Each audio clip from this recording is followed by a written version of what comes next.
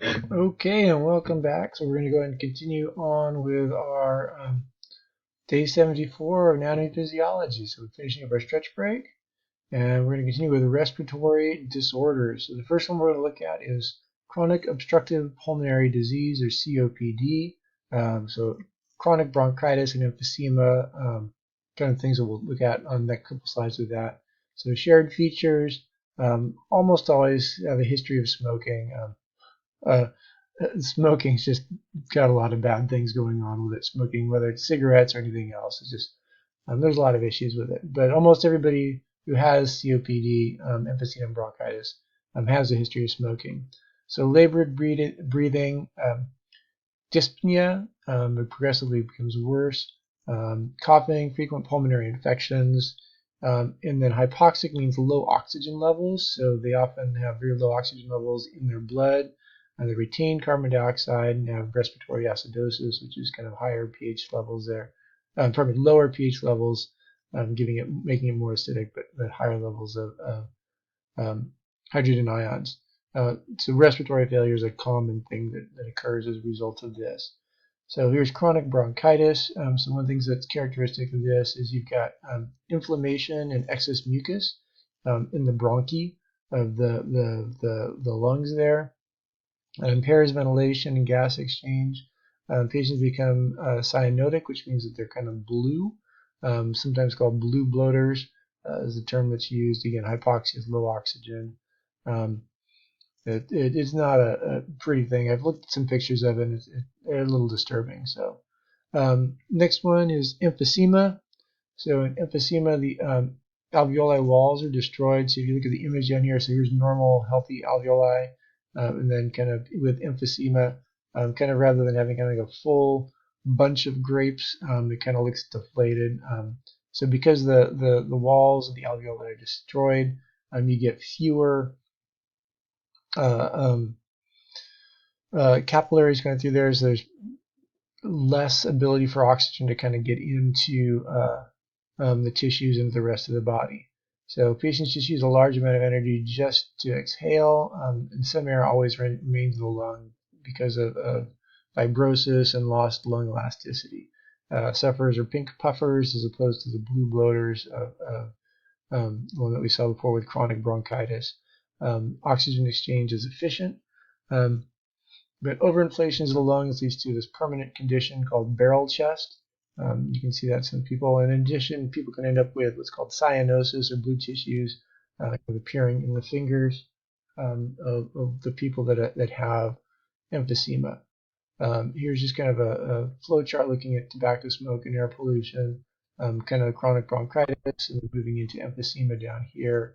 So airway obstruction and then respiratory failure, potentially the result of both of those. Next one I want to look at is lung cancer. It's leading cause of cancer death for both men and women. Again, the vast majority of cases are associated with smoking. Um, Lung cancers tend to be relatively aggressive cancers. They metastasize, which means they break off and then travel and establish themselves elsewhere in the body. Three main types of lung cancers. We're not going to uh, you don't need to know the types, but it's adenocarcinoma, squamous cell carcinoma, and then small cell carcinoma. But just know that lung cancer is a respiratory issue. And if you look up issues of lung cancer lungs, there's all kinds of pictures for the different types um, out there. Some other kind of things we can look at is how lungs develop. They don't really fully inflate until about 2 weeks after birth. They do start, that very first breath. There's often kind of the caricature of the doctor in the delivery room picking the baby up and smacking its bottom or something. They really don't do that anymore. At least from what I understand, they don't do that anymore. But the idea is that they get the baby to inflate its lungs and early on, but then that's really not really fully inflated until about 2 weeks after that. So it goes from non-functional to functional, and it depends on this things called surfactants. Surfactants are these fluids that allow the lungs, they lower the surface tension, they allow the alveoli to expand and not collapse. It's formed relatively late in pregnancy, around 28 to 30 weeks in pregnancy, and starts to be in the lungs at that point. Respiration rates change throughout life. We talked about kind of adults typical adults, 12 to 15, 12 to 18 respirations per minute. But if you look at kind of younger people, age 5 is 25, infants 30 respirations, newborn 40 to 80 respirations per minute. And then as you reach really old age, it can increase again. So 60, 70, 80s, 90s, it can start to kind of work its way back up, depending on health conditions there. In youth and middle age, most respiratory problems are a result of external factors, infections, smoking, and so on. Substances that physically block respiratory passageways. Other things to pay attention to is a lot of people develop asthma, which is just chronic inflammation of the bronchial passages there. Again, that can lead to dyspnea, which is kind of difficulty breathing, coughing, and wheezing. Again, you can kind of see that swelling and mucus, kind of like we saw with the bronchitis and emphysema, bronchitis particularly going on in there. All right, so overall effects of aging, lung elasticity starts to decrease, vital capacity decreases, blood oxygen levels decrease, carbon dioxide stimulating effects decrease, elderly often hypoxic and exhibit sleep apnea, which is that breath holding sleep. Often sleep apnea is associated with snoring, so quite frequently elderly people with sleep apnea will snore more than other people will. And so there's increased risk of respiratory tract infections. So all that kind of comes into play. Our objectives, we kind of looked at the objectives, or we're looking at the objectives for Lab 24.